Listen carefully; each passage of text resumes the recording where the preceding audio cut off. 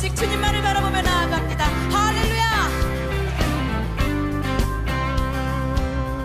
세상에 가득한 소리가 내게 갈 수 없다 말하고 끝을 알 수 없는 어둠에 내 맘은 들려도 반복된 수많은 실수가 나를 주저하게 만들고 감당하지 못할 두려움이 내 맘을 꺾어도 세상의 소리에 흔들릴 때도 순종하며 가네. 그의 길 위에 메마른 내 삶에 부으신 사랑 내 안에 머금고 나의 실패 속에 넘어질 때도 순종하며 가네. 그의 길 위에 부르신 그곳에 온 맘을 두어 걸어가네. 맡기신 그 길을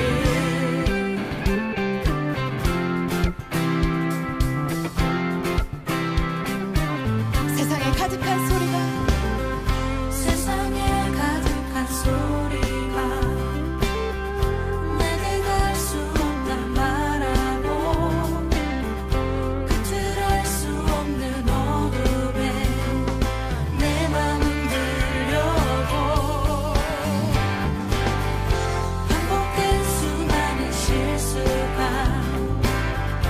나를 주저하게 만들고 감당하지 못할 두려움이 내 맘을 꺾어도 세상의 소리에 흔들릴 때도 순종하며 가네.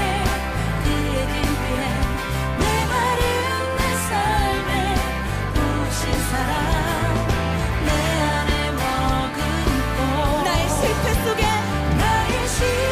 속에 넘어질 때도 순종하며 가네.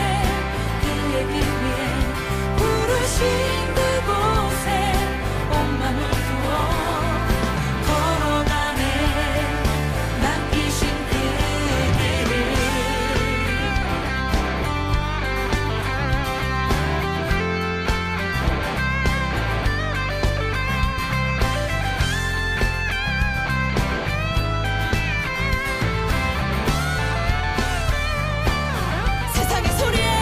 세상의 소리에 흔들릴 때도 순종하며 가네. 그의 길 위에 메마른 내 삶에 부으신 사랑 내 안에 머금고 나의 실패 속에 넘어질 때도 순종하며 가네. 그의 길 위에 부르신 그곳에 온 맘을 두어 걸어가네. 우리 목소리로 고백할까요? 세상의 소리에 흔들릴 때도 순종하며 가네. 그의 길 위에 메마른 내 삶에 부으신 사랑 내 안에 머금고 나의 실패 속에 넘어질 때도 순종하며 가네. 그의 길 위에 부르신 그곳에 온 맘을 두어 걸어가네. 맡기신 그 길을 지금 우리에게 맡기신 이 길 가운데 순종함으로 주님 앞에 서길 원합니다. 할렐루야.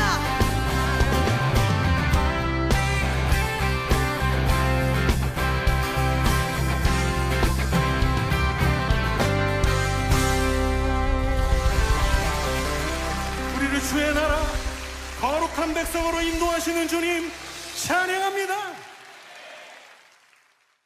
오늘 누가복음 21장 34절부터 38절까지 말씀을 같이 읽었습니다. 누가복음 21장은 세상 종말에 대한 이야기가 나와 있어요. 세상 종말. 마태복음 24장에도 세상 종말에 대한 이야기가 나와 있습니다.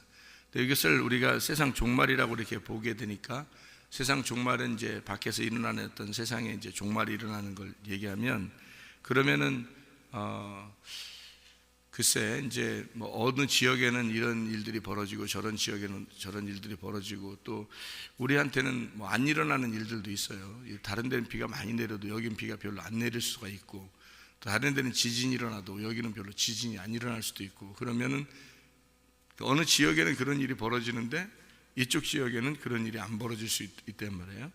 그러면은 한쪽 지역에서 일어나는 일들을 성경에서 기록해 놓고, 다른 지역에서 안 일어나는 일들을 성경에서 이제 이렇게 다른 어떤 지역에서 이렇게 이런 일들이 벌어졌다 이렇게 얘기를 하려고 성경을 이렇게 써놨다면, 그러면 이제 성경이 한 부분적이 되는 거죠. 지역적이 되는 거죠. 그러니까 종말이라고 하는 건, 여러분이 생각할 때 종말이라고 하는 건 세 가지가 있어요. 하나는 개인적인 종말이 있습니다. 성경에서 보면 우리 개인적인 종말은 이제 죽음을 말하는 거죠. 그러니까 사람이 언제 죽을지 모른다 하는 게 그 개인적인 종말이에요. 사람마다 다 교만할 수 없는 게, 언제 죽을지 모르니까 사람은, 그러니까 항상 겸손해야 되는 거예요. 언제 죽을지 모르잖아요. 그러니까 이 개인적인 종말이라는 건 언제나 우리 앞에 준비되어 있어요. 그러니까 언제 죽을지 모른다. 이게 지역적인 종말이 있어요. 이 지역적인 종말은 지금 금방 얘기했던 것처럼 뭐 어느 지역에서는 전쟁이 일어나는데 어느 지역에서는 전쟁이 안 일어나요. 그럼 그 전쟁이 일어나는 그 지역은 아주 뭐 아비규환이죠. 그래서 막 이렇게 사람들이 많이 죽어나가고 그러는데, 전쟁이 안 일어나는 지역에는 전혀 상관없는 그런 일이란 말이에요. 또 어느 지역에서는 지진이 일어나는데 어느 지역은 지진이 안 일어나고, 어느 지역에서는 뭐 땅이 쪽쪽 갈라지고 가난하고 배고프고 굶어서 죽는다는데 어느 지역에는 뭐 배가 부르게 먹고 이렇게 한다는 거죠. 그러니까 이런 걸 뭐라 그러냐면 지역적인 종말이다 이렇게 말을 해요. 지역적인 종말. 그러니까 어떤 데서는 안 일어나는데 어떤 데서는 일어나는, 그 지역에 일어나는 종말이다 이런 얘기입니다. 거기 일어나는 종말. 성경적으로 말하면 세 번째는 이제 세계적인 종말입니다. 전체적으로 모든 이 세계가 다 꼼짝없이 하나님의 그 통치를 받아서 마지막 종말을 이루는 그런 이야기가 이제 성경에 있는 거죠. 그러니까 성경에서 말하는, 하나는 개인적인 종말, 하나는 지역적인 종말, 하나는 세계적인 종말이 있다. 이게 누가복음 21장하고 마태복음 24장을 보면 자세하게 이제 알 수가 있는 거죠. 근데 누가복음 21장하고 마태복음 24장하고 이렇게 같이 이렇게 보면 종말에 대한 이야기가 나오는데, 그거를 어느 지역에서 일어난 종말 또는 뭐 세계적인 종말 뭐 이렇게 생각을 하면 우리한테 많이 와닿지 않는 거죠. 왜냐하면 세계적인 종말이 온다 할지라도 그건 뭔 미래 같고, 그리고 지역적인 종말이라 할지라도 어떤 데는 일어나는데 어떤 데는 안 일어나니까, 그 안 일어나는 지역의 성경을 보고 있으면은 이게 종말 같지가 않은 거죠. 이게 뭐, 근데 이게 성경이 다 누구한테 썼다고 얘기하는 거죠? 성경이 다 나한테 썼다고 얘기하는 거예요. 그러니까 성경은 내가 태어나지 않았으면 성경은 필요 없는 거예요. 내가 태어나지 않았으면. 그러니까 내가 태어났으니까 성경이 필요한 거고, 이 성경이 내가 태어났으니까 필요하다면 이 성경은 다 나에 대해서 이야기하는 얘기입니다. 나에 대해서 이야기를 한다면 이 성경이 뭘 쓰려고 여기다가 이런 종말에 대한 이야기를 썼을까 하는 얘기예요. 그게 누가복음 21장에 5절부터 보면 이런 얘기가 있어요. 어떤 사람들이 성전을 가리켜 그 아름다운 돌과 헌물로 꾸민 것을 말하며 예수께서 이르시되, 너희 보는 이것들이 날이 이르면 돌 하나도 돌 위에 남지 않고 다 무너뜨려지리라. 그들이 물어 이르되 선생님이여, 그러면 어느 때에 이런 일이 있겠습니까? 이런 일이 일어나려 할 때 무슨 징조가 있지 않겠습니까? 이르시되 미혹을 받지 않도록 주의하라. 많은 사람이 내 이름으로 와서 이르되 내가 그라하며 때가 가까이 왔다 하겠으나 그들을 따르지 마라. 난리와 소유의 소문을 들을 때 두려워하지 마라. 이 일이 먼저 있어야 하되 끝은 곧 되지 아니하리라. 이렇게 되어 있습니다. 그러니까 성경의 종말, 끝, 이런 얘기는 하나님이 정하신 건데요, 주님께서 오시는 것도 주님께서 오시는 것도 주님이 결정해서 하나님의 때를 정하고 그리고 주님이 구름을 타고 능력과 영광으로 오는 것을 보게 될 것이다 라고 21장 27절에 또 말하고 있거든요. 그러니까 주님이 오신다고 하는 것을 여러분 우리가 엘코마이라는 얘기를 우리가 썼다 했어요. 그를 엘코마이라는 단어를 왜 제가 이렇게 사람들에게 쓰냐면 엘코마이라는 단어를 그게 과거나 미래를 주로 쓰는 게 아니고 이게 현재를 주로 써요. 엘코마이라는 단어가. 그럼 현재를 쓴다는 얘기는 그거를 여기 성경에서는 우리가 사람들이 이제 성경을 볼 때 재림이라는 단어로 쓰거든요. 재림하셔서 오신다 이렇게. 그러니까 사람들이 생각할 때는 재림하셔서 오시는 거니까 어느 날 우리에게 미래에 오실 것이다 라고 이렇게 생각을 하면서 성경을 봐야 되는데, 그런데 그 엘코마이라는 단어가 현재를 썼단 말이에요. 그러면 현재를 썼다는 얘기는 지금 온다는 얘기거든. 그럼 지금 온다는 얘기는 앞으로 온다는 얘기가 아니라 지금 온다는 얘기니까 지금 내게 주님이 오셔야 되는 거예요. 그러면 지금 내게 주님이 오신다는 얘기는 지금 뭘로 오시는 거냐고요. 성경을 읽는 독자에게, 성경을 읽고 있는 사람들에게 지금 오고 있다라고 말하는 것이죠, 이게.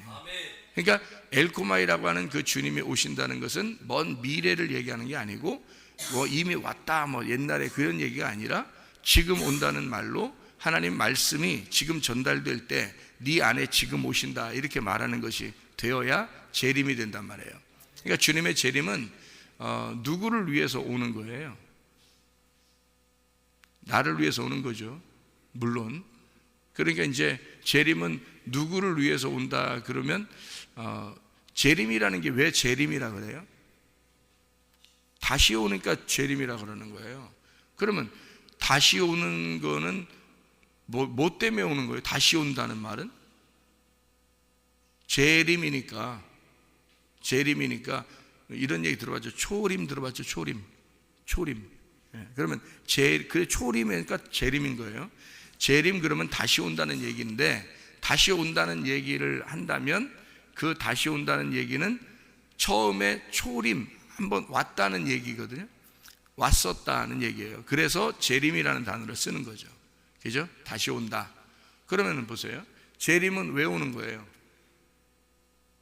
누구한테 오는 거예요? 그럼 재림 와서 뭐 하려고 오는 거예요? 재림 안 오면 안 되나? 재림은 온다고 자꾸 써놔요, 성경에다가. 갈게, 내가 곧 갈게, 지금 갈게, 이런 얘기 쓰고. 그럼 자꾸 이런 말 쓰는 이유가 뭐예요?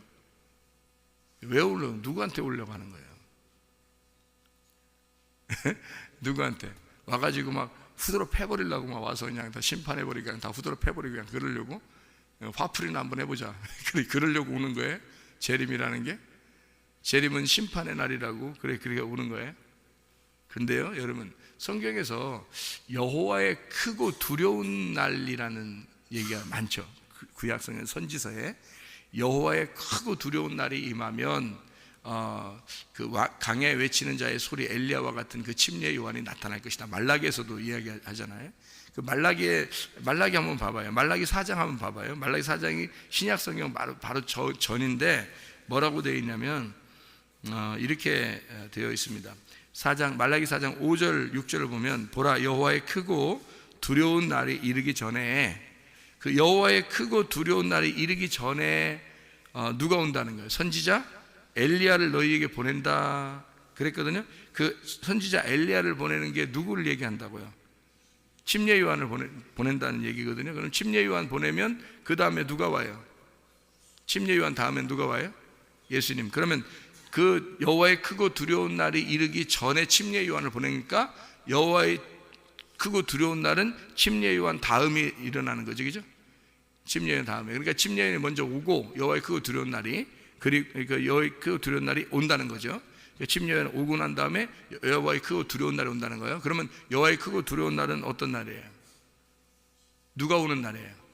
예수님 오는 날이란 말이에요. 예수님 오는 날이 여호와의 크고 두려운 날이에요, 여러분. 그러면은 보세요. 예수님이 오는 날이 여호와의 크고 두려운 날이면은 여러분 생각해 보세요. 예수님이 처음에 왔을 때 여호와의 크고 두려운 날이었어요? 예? 성경에 보면 예수님 오니까 막 엄청 크고 두려운 날이었나요? 사람들이 온 줄도 몰랐어요. 사람들이 온 줄도 몰랐다니까. 예수님이 어디서 태어났는지 이런 것도 몰랐어요, 사람들이. 그래서 혼자 그냥 베들레헴에 태어나서, 그것도 뭐 이렇게 구유에 태어나서, 그리고 좀 자라나다가 애굽으로 피신을 해서 헤롯이 다 죽인다 그러니까 애굽 피신했다가 다시 나사렛 동네에 와서 살았거든요. 사람들이 전혀 뭐 메시아인 줄 몰랐어요. 한 30년 동안. 여호와의 크고 두려운 날은 뭔 여호와의 크고 두려운 날이에요. 하나도 크고 두려운 날이 아니었어요. 그렇게 30년 동안 살다가 3년 반 동안 이제 자기가 메시아라고 하면서 소개하면서 요한한테 침례를 받으시고, 그때부터 시작해서 뭐 그냥 일을 하기 시작하는데 막 귀신을 쫓아내는 거예요. 병을 고치는 거예요. 만났다면 그냥 막 바리새인들 욕해대는 거예요. 그러니까 여호와의 크고 두려운, 가난한 사람들한테는 뭐 병도 고쳐주고 뭐 다 돼. 가난한 사람들한테는 병도 고쳐주고 위로해주고 뭐 죽은 자 살려주고 뭐 다 해주는데, 그런데 부자들만 만나면 그렇게 미워해요. 그 무슨 콤플렉스 있는 것처럼. 부자들만 만나면 이상하게 막 뭐라 그러고, 바리새인들만 만나면 그렇게 욕하고 막 이런단 말이에요, 예수님이. 그러면 여호와의 크고 두려운 날이 임한다는 얘기는 누구한테만 여호와의 크고 두려운 날이 임하는 거예요? 부자들, 바리새인들.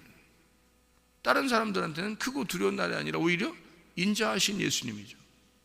인자하신 예수님, 온유하신 예수님, 선하신 예수님, 구원하시는 예수님이란 말이에요, 다른 사람들한테는. 근데 왜 구약 성경에는 이렇게 여호와의 크고 두려운 날이 임할 것이다 이렇게 이야기했냐고요.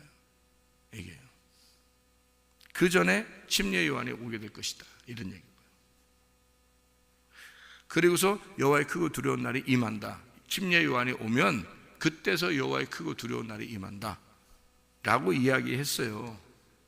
그 여호와의 크고 두려운 날이 어떤 날이냐면, 그러니까 말라기 4장 6절에 보면 이런 어떤 날을 여호와의 크고 두려운 날이라고 하는 거냐면 이렇게 해요. 그가, 그 엘리야라는 거죠. 엘리야 침례 요한이 오면 그가 아버지의 마음을 자녀에게로 돌이키게 하고 자녀들의 마음을 그들의 아버지에게로 돌이키게 하리라. 돌이키지 아니하면 두렵건대 내가 와서 저주로 그 땅을 칠까 하노라 하시니라 이렇게 되어 있습니다. 그러면은 침례 요한이 와가지고 엘리야가 와서, 엘리야 같은 침례 요한이 와서 뭐 하는 거예요? 그러니까 아들의 마음을 아버지에게로, 아버지의 마음을 아들에게로 돌려서 서로 화해시키겠다는 거예요. 근데 그게 안 하면 저주해버리겠다는 거예요. 그래서 이렇게 둘이 이렇게 화해를 시키려고 하는데 안 하면 서로 용서하고 서로 이렇게 하나가 되라. 근데 안 하면 막 저주로 퍼부겠다는 거예요. 그죠? 그러면은 이 둘이 하나가 되는 걸 어떻게 하는 거예요? 이게 어떻게 되는 게 하나가 되는 거예요? 이게 왜 둘이 하나가 돼야 되는 거예요? 선악과 먹어서 그래요. 구약 성경의 모든 내용은 다 선악과부터 시작한 거예요. 그렇죠? 그럼 선악과 먹으니까 어떻게 됐어요? 하나님하고 우리하고 떨어지게 됐죠. 하나님하고 우리하고 이게 원수가 된 거란 말이에요. 선악과를 먹고 나니까 에덴 동산에서 쫓겨나게 됐고 하나님하고 우리가 도저히 만날 수 없는 사람이 됐단 말이에요. 그죠? 이 만날 수 없는 사람들이 원수인데, 이 원수 하늘과 땅 차이인데 이렇게. 그런데 침례 요한하고 엘리야가 오면 이 둘을 화해시키겠다는 거예요. 근데 만약에 화해가 안 되면, 그러면 예수님이 와가지고 침례 요한이 먼저 와서 화해시키려고 막 하는데 예수님이 와가지고 화해 안 된 사람한테는 막 저주를 퍼붓는다는 거예요. 그죠? 이 내용이 보니까. 그러면 뭐가 오면은 화해가 가능하다는 거예요. 침례 요한, 엘리야 같은 침례 요한이 들어오면, 그러면 가능하다는 거예요. 이게 아버지의 마음을 아들에게, 아들의 마음을 아버지를 알게 하는 거죠, 서로. 그럼 어떻게 하면 그렇게 된다는 거예요? 마지막 그 율법의 주자가 누구냐면 침례 요한입니다. 그러니까 율법의 대표인 선지자가 엘리야고요. 율법을 수여받은 자가 모세입니다. 그러니까 대표적인 사람이 성경에서 구약에 모세, 엘리야, 침례, 요한이에요.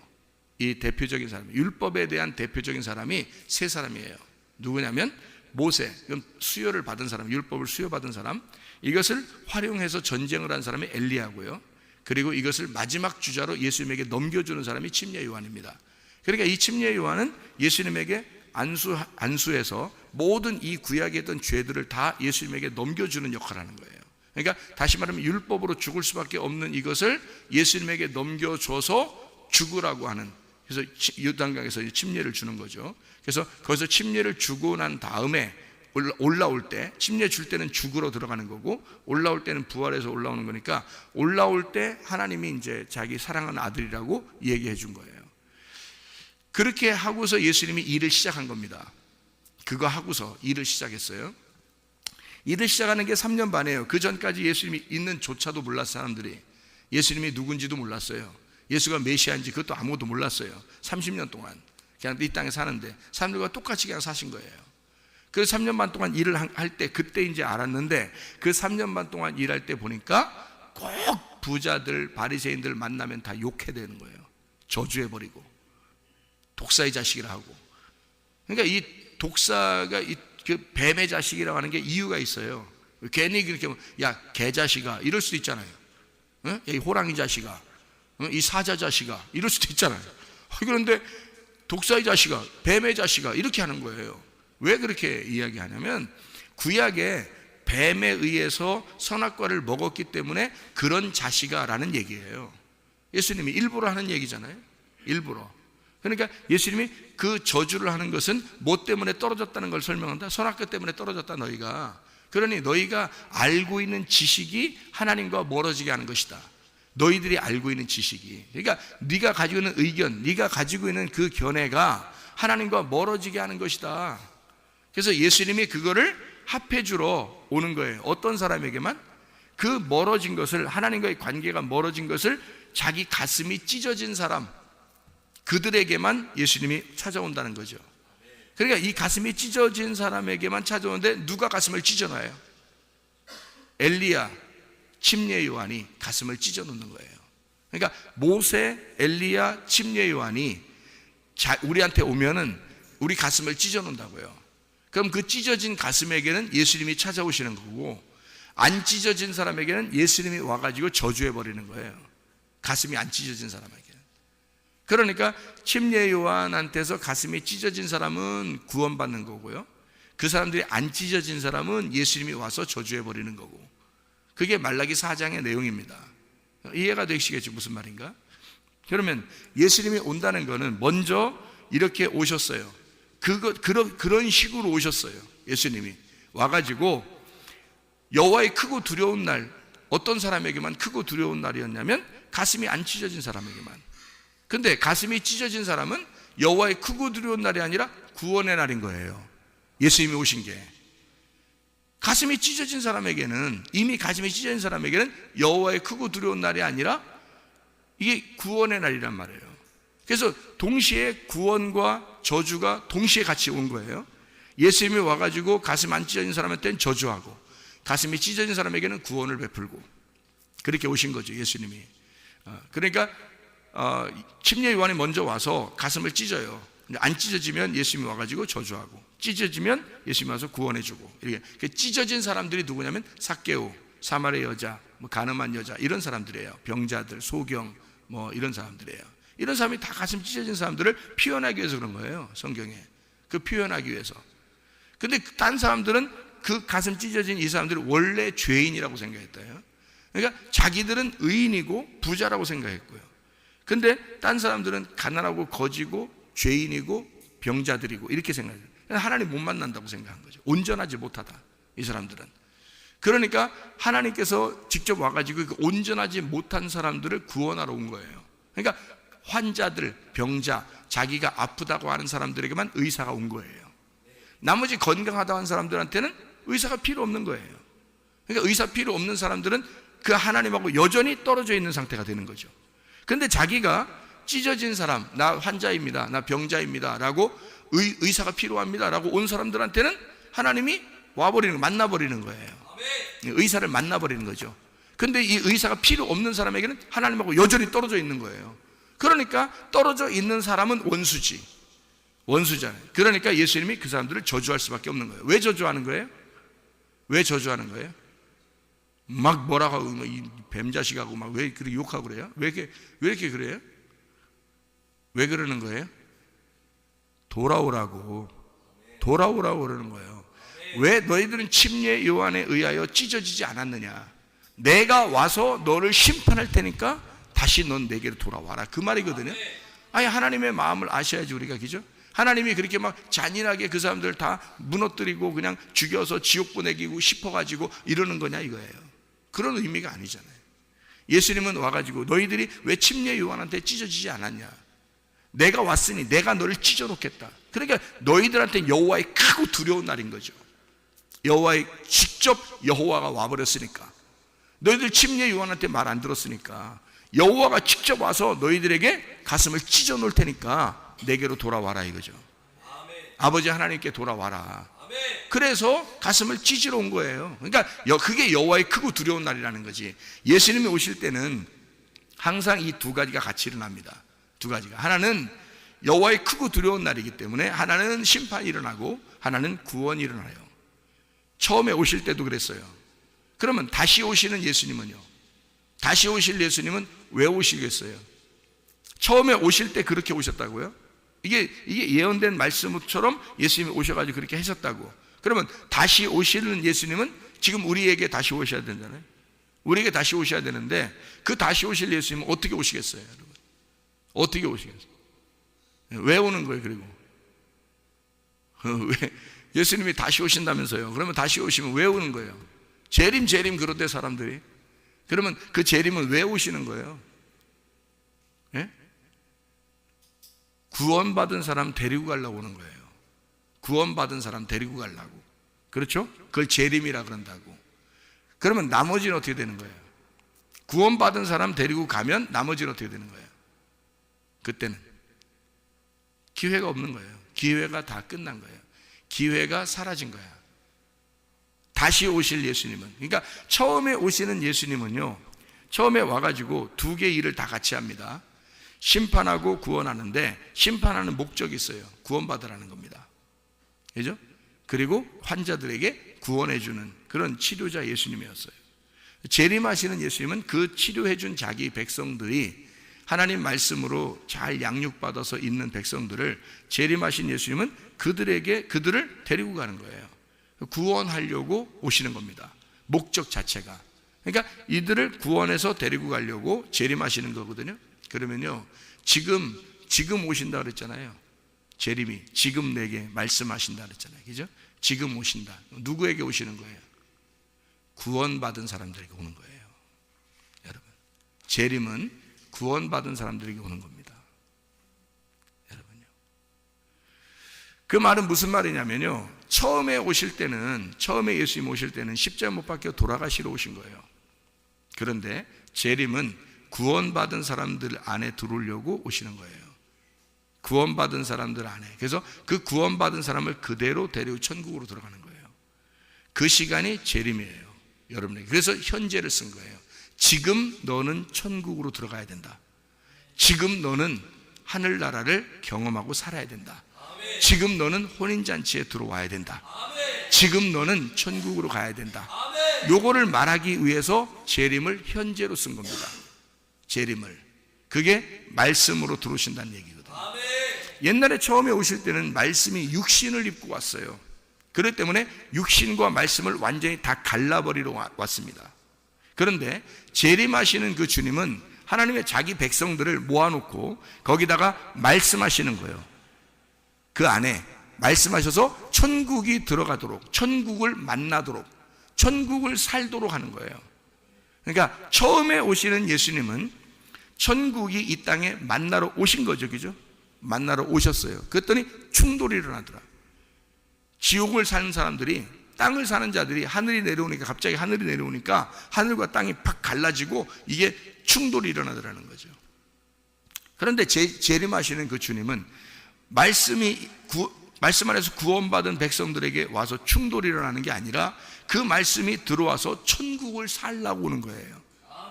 그러니까 침례 요한이 회개하라 천국이 다가왔느니라 라고 얘기하죠.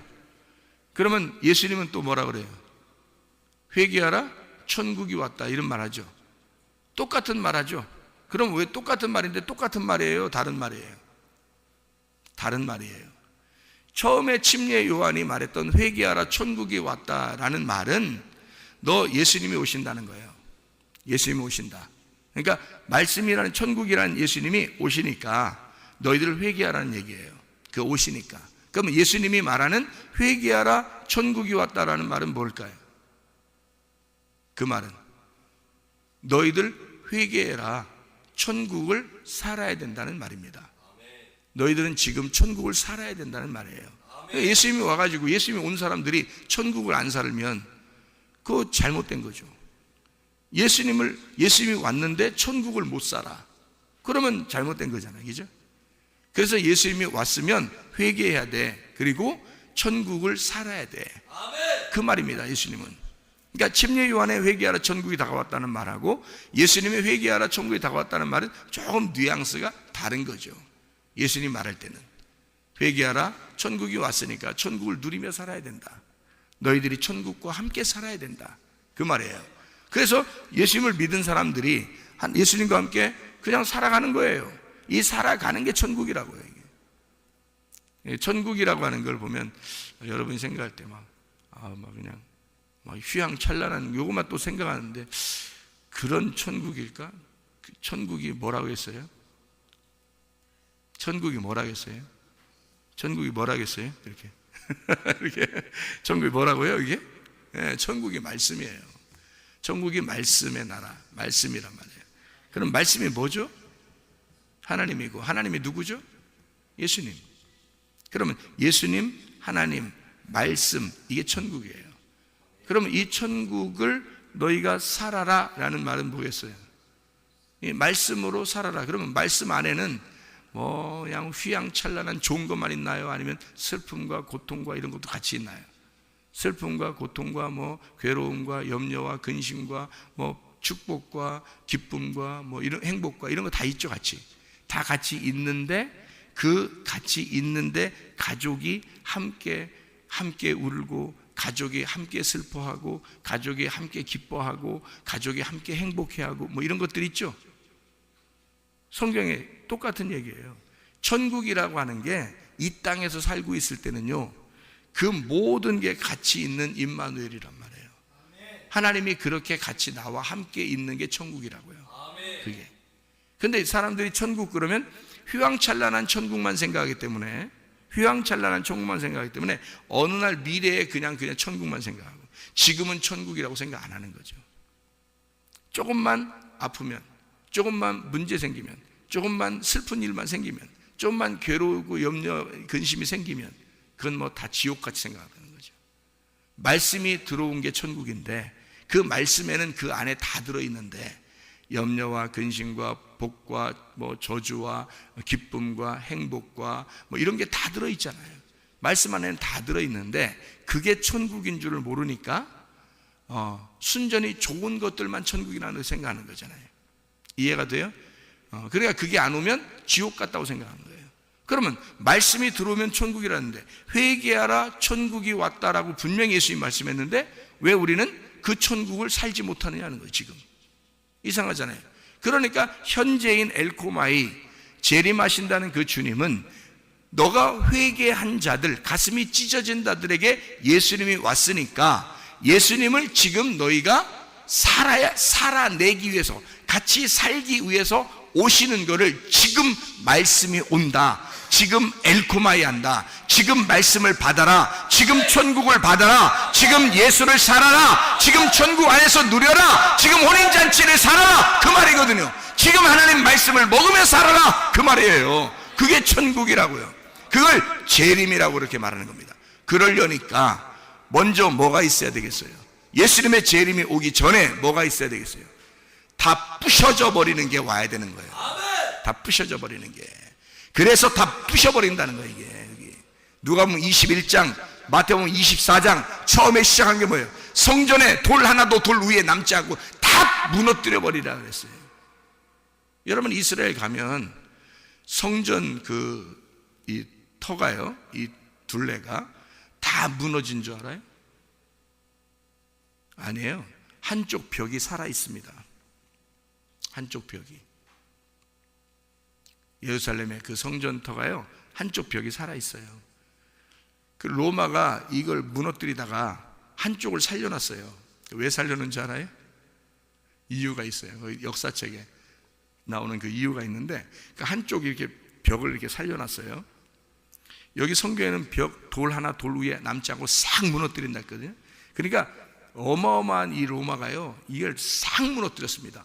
아주 돌 하나 돌 위에 남지 않고 싹 무너뜨리고 한쪽 벽만 딱 살려놨어요. 왜 그러냐?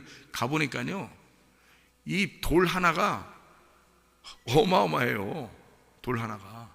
그것이 빼곡하게 쫙 쌓여 있습니다. 한쪽 벽이 살려 있어요. 그래서 그 한쪽 벽 살려 있는 거기가 통곡의 벽이라고 하는 거예요. 통곡의 벽. 그걸 살려놨어요. 왜 살려놨냐면 로마가요, 우리가 이런 어마어마한 성전을 무너뜨렸다. 우리가 어마어마한 어마어마한 이런 큰 돌로 세워진 이렇게 니네가 봐라, 이런 어마어마한 거를 우리가 싹 무너뜨렸다. 그거를 후대에 알려주기 위해서 한쪽 벽을 살려놨어요. 그게 지금의 통곡의 벽입니다. 그러면 성경하고 안 맞네요. 성경하고 안 맞잖아요. 성경에 지금 여기 누가복음 21장, 마태복음 24장에는 어떻게 되어 있다고요? 돌 하나도 돌 위에 남지 않고 다 무너져야 된다 그랬잖아요. 그런데 남아있잖아요 지금. 어느 날 무너지겠지, 뭐 이런 얘기예요? 이스라엘이 어떤 나라인데 지금. 그런데 그게 그냥 순식간에 그 무너지게 냅두겠어요? 그렇지 않아요. 보통 나라 아닙니다. 세계의 부를 가장 많은 걸 가지고 있는 게 이스라엘 사람들입니다. 세계의 가장 최첨단의 무기를 가지고 있는 게 이스라엘이고요. 모든 나라를, 미국이란 큰 나라도 움직여서 자기 나라를 보호하도록 만들어내는 나라가 이스라엘이에요. 보통 나라가 아닙니다. 그 나라가요. 안 무너질 가능성이 있거든요. 근데 성경에 보면 다 무너진대요. 뭘 얘기하는 걸까요? 성경은 어떤 건물을 얘기하는 게 아니란 말이에요. 어떤 건물을 얘기하는 게 아니고, 성경은 창세기부터 요한계시록까지 다 보니까 그게 성전이라고 하는 나를 말하는 것이다.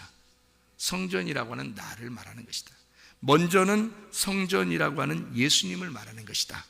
그래서 예수님이 나는 저렇게 너희들이 봐라, 다 무너질 거야. 그 말은 내가 육체로 왔기 때문에 나를 십자가에 매달아 죽일 거야. 그래서 나는 이 땅에서 완전히 죽어버릴 거야. 이런 얘기거든요. 그럼 누구 때문에 죽는 거면 나 때문에 죽어요. 그러면 내가 내 십자가를 지고 주님을 따라가야 되잖아요. 그러면 예수님은 예수님이 십자가 지고서 죽으셨어요. 그러면 나는 내 십자가 지고 가서 죽어야 되는 거 아니에요? 그죠? 그럼 내 십자가 지고 가서 죽어야 되면 나는 어떻게 돼야 돼? 내가 또 하나도 돌 위에 남지 않고, 하나도 내 의견이나 내 지식이나 이런 거 하나도 없이, 내 생각대로 살려고 하는 게 없이 나를 다 무너뜨려야 된다는 얘기입니다. 이게 하나님이 그렇게 무너뜨려 버리시겠다는 거예요. 그렇게 무너뜨려야 예수가 재림하신다는, 그 사람에게.